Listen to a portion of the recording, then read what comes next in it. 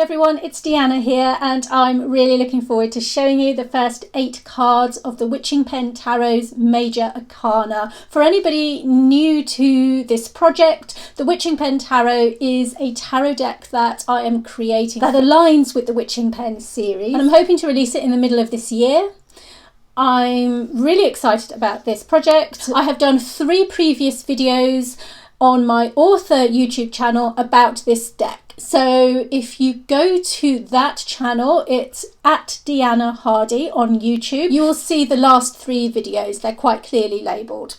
This video that I'm doing today is going out to 2 channels. It's going out to my author YouTube channel. It's also going out to my tarot YouTube channel. That one is called Heart Warriors Tarot. It's at Heart Warriors Tarot on YouTube. You'll be able to find it quite easily. There are going to be massive, really big, giant spoilers for the entire series.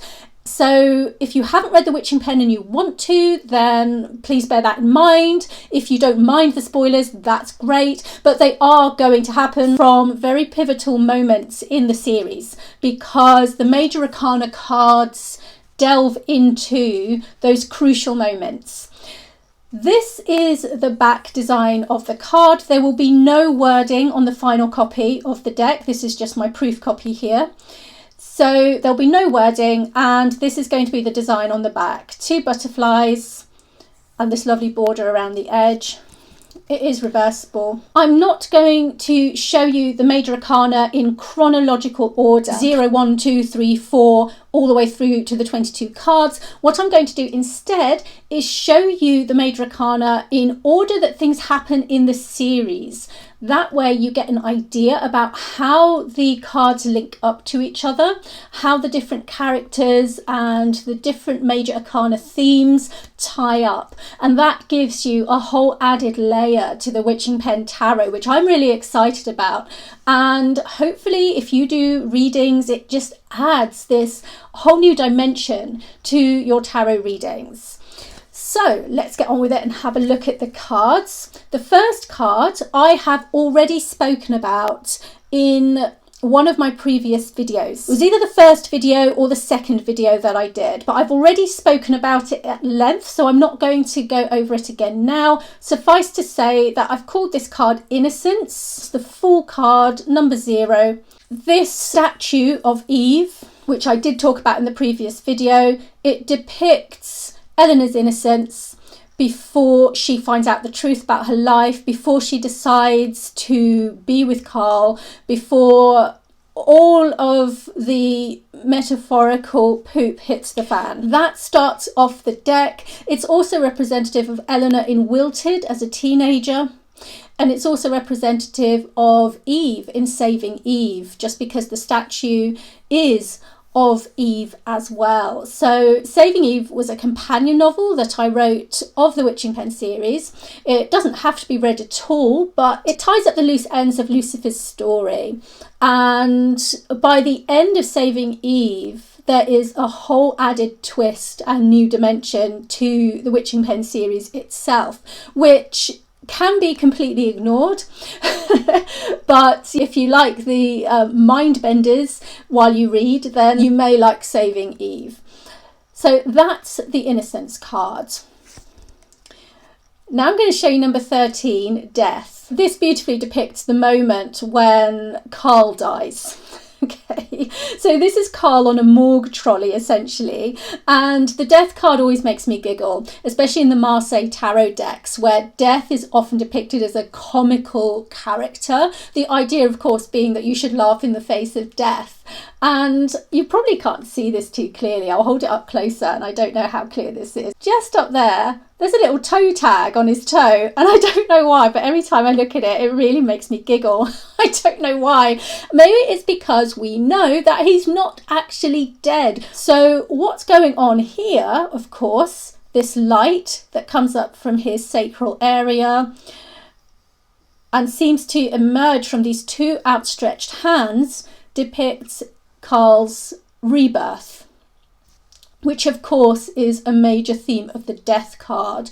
These feathers flying around shows that there is potentially something angelic afoot, which of course there is, because this whole interaction up here is symbolic of Gwaine. Gwaine seeking out Carl at the hospital's morgue and rebirthing him into his new life. The other clue as to this being Gwaine is this sword in the stone down here, which is a bit of an elusive extra to the Witching Pen story. It's not directly a part of the Witching Pen story, but it's always kind of been there to signpost a little bit of Gwaine's history for the readers, where he comes from, what's really going on with him, and it leaves a lot to the imagination, but it connects this death card and the rebirth to the character Gwaine, but also the suit of swords in this tarot deck, which is about willpower, the strength of mind to overcome things, going your own way. Everything that's usually associated with the sword suit can in some ways be connected to this death card in this particular tarot deck. Okay, so after the death card, we've got the sun. I love this card. This is beautiful. Now, this is also representing Carl after he's been reborn. So we can see his angel wings here behind him. And we've got him stretching up backwards out into the sun, exposing his heart, a little heart there. And the heart, of course, is the symbol of the heart suit. The Witching Pen tarot deck has a heart suit, not a cups suit.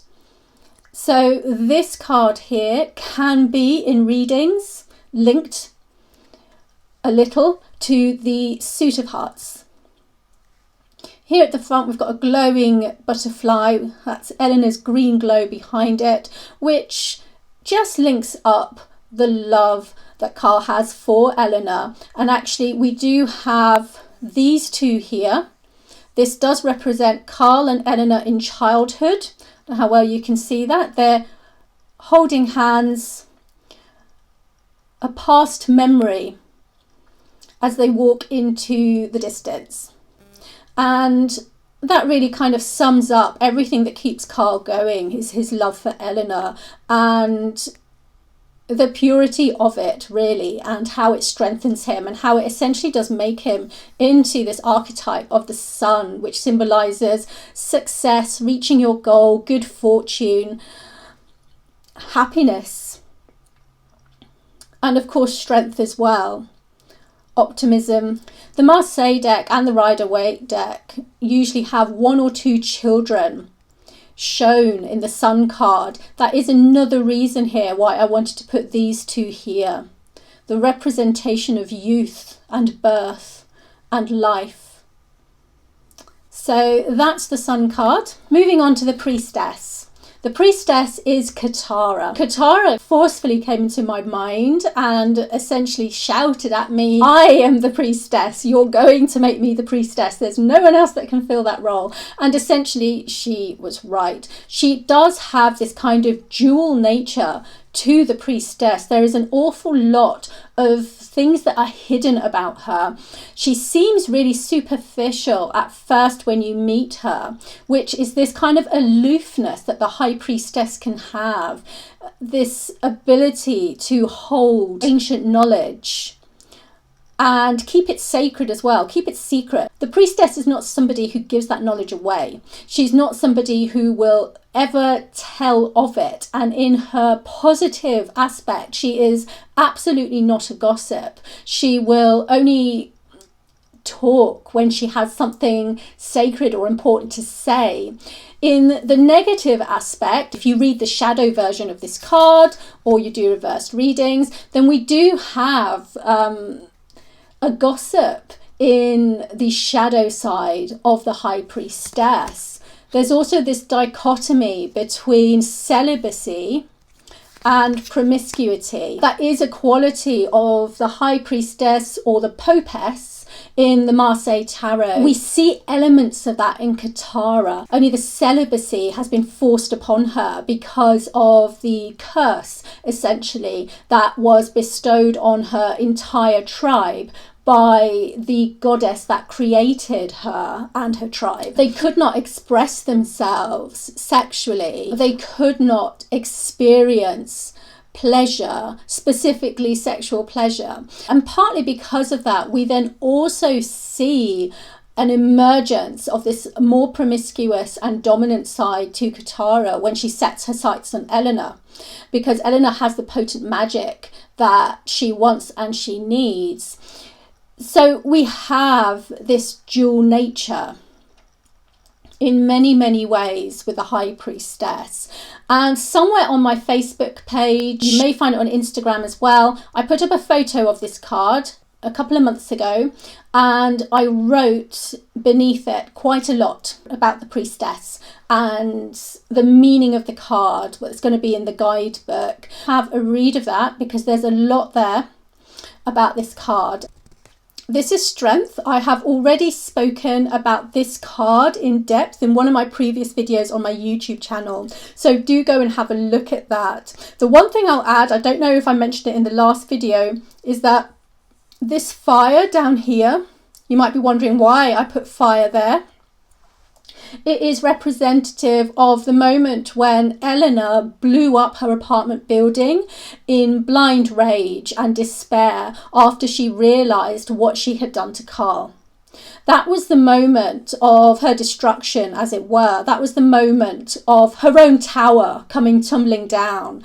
And everything we see rising from the fire here is her over time growing into herself, growing into her demon self, and finding the strength that she needs to overcome the potential destruction of essentially her tribe, what she's inherited, all the things that she didn't know about herself, you know, overcoming her fears, but not destroying the healing that's inherent within her, that's connected to her human nature, so that she can transcend it all and become who she's supposed to be. So that's a beautiful depiction of the Strength card. And the fire also does connect, loosely connect or link this card to the suit of dragons. We're going to move on to the Moon. And this is quite an intricate card here. There's quite a lot here. This is Eleanor's mother, Catherine. She's keeping a secret there in the background. There's a lot going on here and a lot of nightmarish images, visions in her mind. Remember that Catherine is the one with the clairvoyant gifts. She's the one who sees things, and Eleanor is the one who heals. So that is the difference between those two when it comes to their supernatural powers. And Catherine has been, in some ways, dealing with the consequences of her destructive teenage self. When she was around 17, 18, she rebelled against her father and sought out the demon world, specifically the Shankar demon world. In doing so, she didn't foresee that she would become somewhat addicted to everything that they offered. The consequences of all of that are many, which are talked about in the Witching Pen series and explored. A handful probably left to the imagination. But here we've got these images, you know, the usual ones here. The snake is about facing your fears and overcoming them. The jellyfish is just representative of the subconscious and the deeper emotions that you suppress and you hide and you don't allow to emerge. You've got the glowing green eyes of the Shankar demon here. You've got this quite nightmarish figure here. Now, this is actually a statue in the square, the piazza in Florence. I think it's called Rape of the Sabine Woman, if I remember correctly. And it's just stunning artwork, really, isn't it? But, in here we've got quite a nightmarish image of a woman being abducted by presumably a soldier from, the next village, and whisked away. These are things that Catherine has gone through to an extent, whether she brought it on herself in inverted commas or not. But it's also fears that she holds for what could happen to Eleanor if she told Eleanor the truth of her inheritance, the truth of her legacy, that she would be taken into the underworld, or the Shankar dimension, and she'd never see her again, that she would suffer terribly as a consequence, which of course is the reason why Catherine's kept this secret all this time. Above her is a little old lady with a cane. I actually think that this vintage image is an out of copyright image that's in the public domain. I actually think it's supposed to be of a monk, a robed monk, but honestly I look at it and I see a little old woman with a cane, so that's what I'm using it as. There's a little old woman, and I've placed her in the moon in the centre between these two cards. And obviously this very much depicts Catherine's journey in the Witching Pen series, her transformation from her fully abled self to this old woman, this aged version of herself. That's another journey she has to go through. These two black towers are the Canary Wharf Tower. I took that photograph, and of course I've modified it and darkened it to suit the actual card. Canary Wharf in the Docklands is of course near where Gawain lives, where his penthouse is in the Witching Pen series, and the Last Dragon is based mainly around that area. So that's the Moon card, which of course is all about deceit, illusions, visions, clairvoyance, psychic ability, what you're seeing and what you're not seeing, what's real, what's truth and what's illusion. It's about fear, the things that you fear that are deep in your subconscious. It's about suppressed emotions. It's all of these things. You start to not know if what you're seeing and what you're hearing is true, if these things really are a danger, or if you're making everything bigger than it has to be. And that's essentially the meaning of this card, the journey it takes you on. And then we've got this card here, the Sacrifice, which in traditional tarot is the Hanged Man.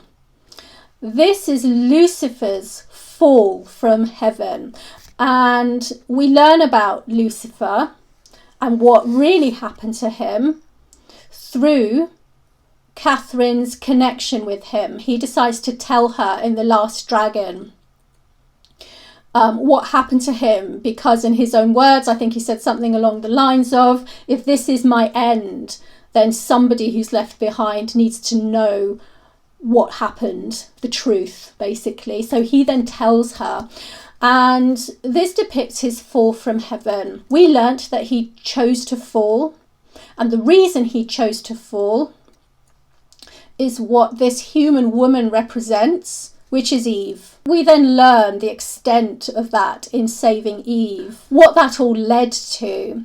But we've got his snake here. You probably can't see this too well, actually, but he does actually have a forked tongue coming out of his mouth there.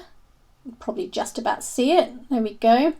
We've got these commenting apples falling out of heaven with him, the apples of heaven, the bite that was taken. And we learn in the Witching Pen series that he eats apples addictively because they help him to stave off his snake side, the side of him that seeks to destroy humans, that seeks the destruction. One thing I want to point out is that in the Marseille deck and in old tarot, the Hanged Man was often called the traitor. That was another name for the card, the Hanged Man card. It was called the traitor, and its very literal meaning was actually that, a traitor in your midst. Of course, Lucifer is the traitor to God. The story that everyone knows is that he betrayed God and God cast him out of heaven. Of course, in the Witching Pen series, we have a completely different story that we eventually learn, but that is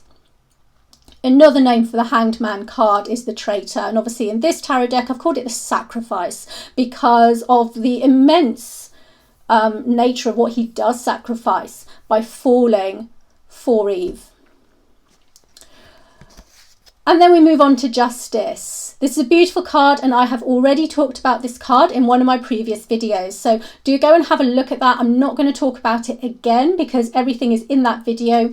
This is Archangel Michael, and I just love this statue. I love this statue. I love the expression on its face, and the moss on it just represents tears. It's a really, really lovely statue, and I think it depicts justice very well. go have a look at my previous video where I talk about this card. That concludes the first 8 cards of the Witching Pen series Major Arcana. The next video is going to bring you 7 more cards. I can't wait to show you. It should be out in a few days. You'll find it on my author YouTube channel and also on my tarot YouTube channel.